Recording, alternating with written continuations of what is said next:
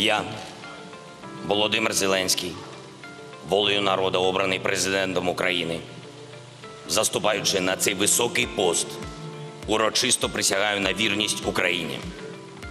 Зобов'язуюсь усіма своїми справами боронити суверенітет і незалежність України.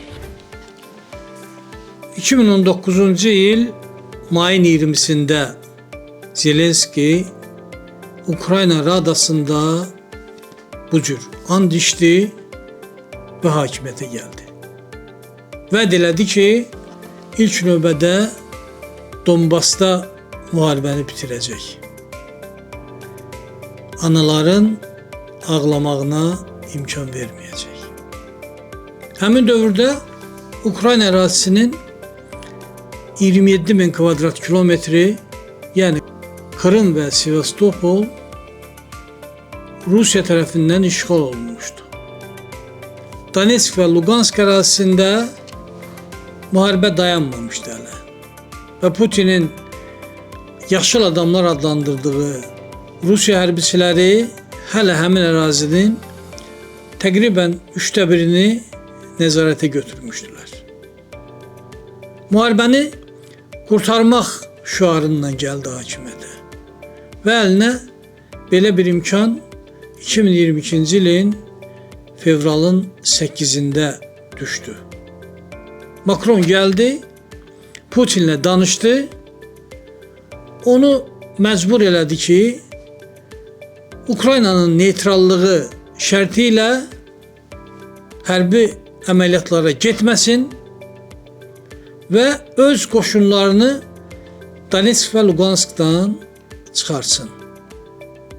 Bir şərtlə ki, həmin əraziyə Ukrayna tərkibində xüsusi status verilsin.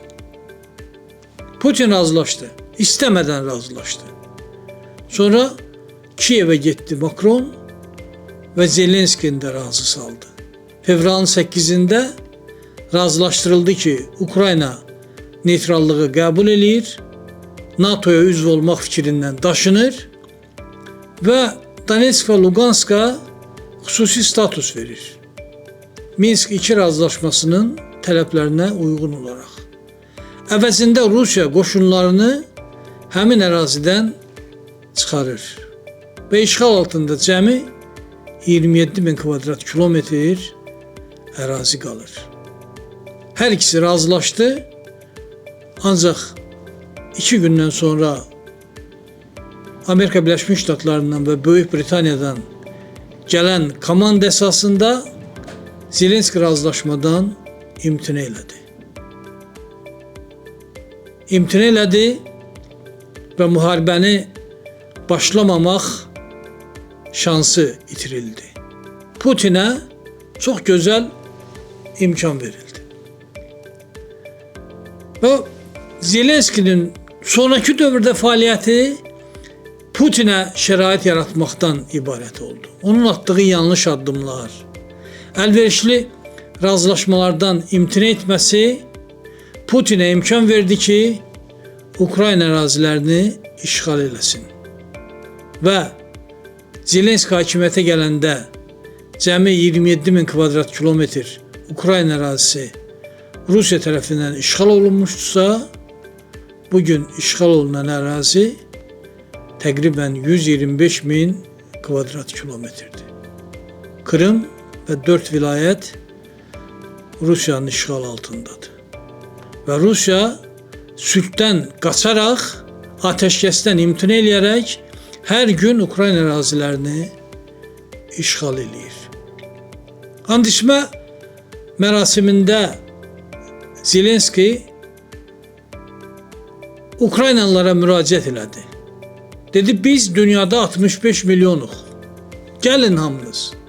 Savadınızı, qabiliyyətinizi özünüzlə götürün və vətənə qaydın. Bir yerdə Ukraynanı çiçəkləndirək. 65 milyon. Həmin dövrdə Ukraynanın özündə 45 milyon Ukraynalı yaşayırdı. İndi aradan keçən 6 il müddət ərzində Ukraynada heç 30 milyon da əhali qalmayıb. Bir hissəsini öldürülüb, bir hissəsi Rusiya işğalı altındadır, bir hissəsi Rusiyanın vətəndaşlığını qəbul edib və bir hissəsi də dünyanın hər yerinə səpələnib. Ukraynalıları bu cür topladı Zelenski. Və bir söz də dedi həmin o andismə mərasimində. Протягом свого життя я намагався робити все, щоб українці посміхались. Це я відчував так серцем. Це була не тільки моя робота, правда, це була моя місія. Наступні 5 років я зроблю все, українці, щоб ви не плакали. Дякую. Dedi ki, mən bu günə kimi sizləri güldürməklə məşğul olmuşam. Bu təkcə mənim işim olmayıb. Həm də missiyam olub, dedi. Ancaq bundan sonra əlimdən gələni eləyəcəyəm ki, Ukrayna xalqı ağlamasın. Dedi və Ukrayna xalqını ağlar günə qoydu. Həmin andismə mərasimindən 6 il keçib.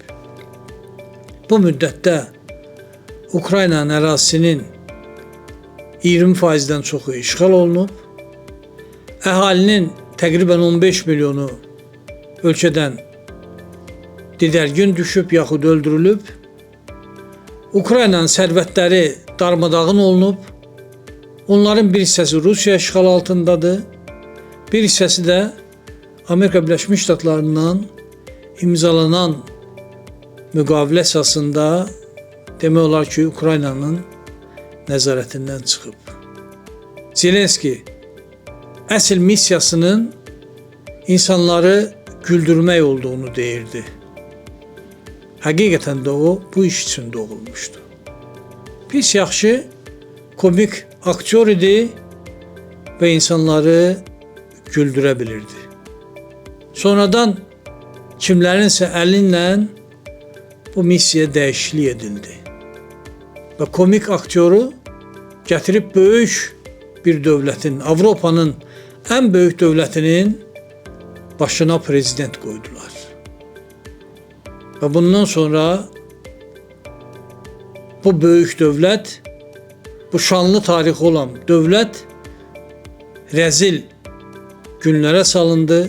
Ukrayna darmadağın edildi, Qarabazara çevrildi, dəyən ziyan təqribən 500 milyard 1 trilyon dollar arasındadır və bu vəsait hardan alınacaq, necə əldə olunacaq, çox ciddi sual altındadır.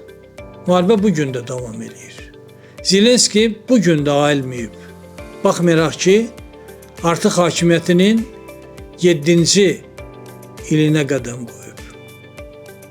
Və bu gedişlə hələ Ukraynaya çox fəlakətlər yaşanacaq. Missiyası aktyor olanı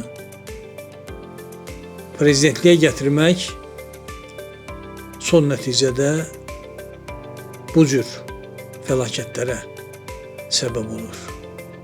Gəlin insanların missiyasını dəyişdirməyək.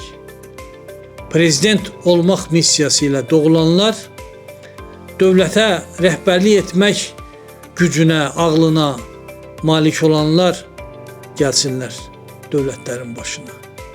Əks halda onları da Ukraynanın taleyi gözləyir.